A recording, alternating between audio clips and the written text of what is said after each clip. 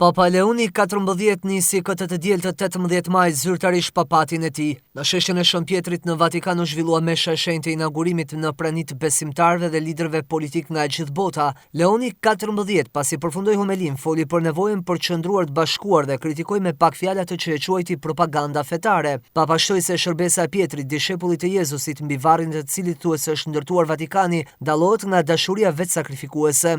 Duke i bërë jehon prioriteteve edhe të paraardhësit të tij, Papa Franceskut, Leoni XIV kritikoi sistemin ekonomik global për të cilin tha se shfrytëzon resurset e tokës dhe lë më një anë më të varfrit.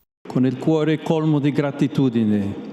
U zgjolla pas një merit me frike duke u drillur vi tek ju si vëlla që dëshiron të jetë shërbëtor i fesë dhe i gëzimit tuaj, duke ecur me ju në rrugën e dashurisë së Zotit, i cili na do të gjithëve të bashkuar në një familje të vetme. Pjetrit ju besua detyra që të dojë më shumë dhe të japi jetën për Krishtin. Shërbesa e Pjetrit karakterizohet pikërisht nga kjo dashuri vetmohuese, sepse kisha e Romës kryeson në bamirësi dhe autoriteti i saj i vërtet është bamirësia e Krishtit. Nuk ka të bëjë kurrë me arritjen e kapjen e të tjerëve nëpërmjet shtypjes, propagandës fetare apo mjeteve të pushtetit, por ka të bëjë gjithmonë dhe vetëm me dashurinë siç bëri Jezusi. Kjo vëllezër e motra, do doja të ishte dëshira jone e parë e madhe, një kishë bashkuar, shenjë uniteti dhe bashkësie, që bëhet shujt për një botë të pajtuar.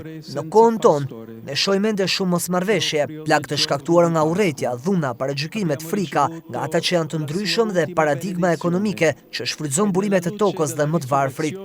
E ne duam të jemi brenda këtij brumi, një maja e vogël uniteti, bashkësie e vllazërie. Duam t'i themi botës me përvujtëri dhe gëzim: shikojeni Krishtin, afroni më shumë tek ai. Mirëpriteni fjalën e tij që ndriçon dhe ngushëllon. Dëgjojeni propozimin e tij të dashurisë për të bërë familja e tij e vetme. Në të vetmin Krisht ne jemi një. Dhe kjo është rruga që duhet të ndjekim së bashku, ndërmjet nesh, por edhe me kishat e krishtera si motra, me ata që ndjekin rrugë të tjera fetare, me ata që kultivojnë shqetësimin e kërkimit të Zotit, me të gjitha gratë dhe burrat vullnet mirë për të ndërtuar një botë të re, në të cilën mbretëron paqja. Kjo është fryma misionare që duhet të na frymëzoj, pa mbyllur në grupin ton të vogël e pa u ndjerë mbi botën. Jemi të thirrur t'u ofrojmë dashurinë e Zotit të gjithëve, në mënyrë që të arrihet një unitet i cili nuk i zhduk dallimet, por përkundrazi e pasuron historinë personale të çdo njeriu dhe kulturën shoqërore e fetare të çdo populli.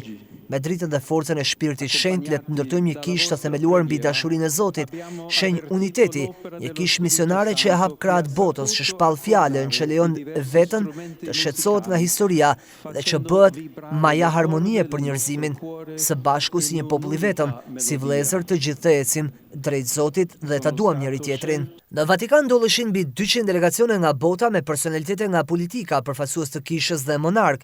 Të pranishëm në mesh ishin edhe zëvendës presidenti amerikan James David Vance dhe sekretari Marco Rubio.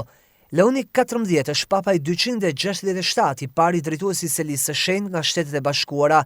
Papa Leoni XIV u zgjoll si udhëheqësi i ri i kishës katolike në fillim të këtij muaji, pas vdekjes së paraardhësit Papa Francesku dhe një konklav 2 ditor në qytetin e Vatikanit. Papa i ri e mbajti meshën e tij të parë në Kapelën Sistine me 9 maj, me njëherë pas zgjedhjes së tij nga konklava.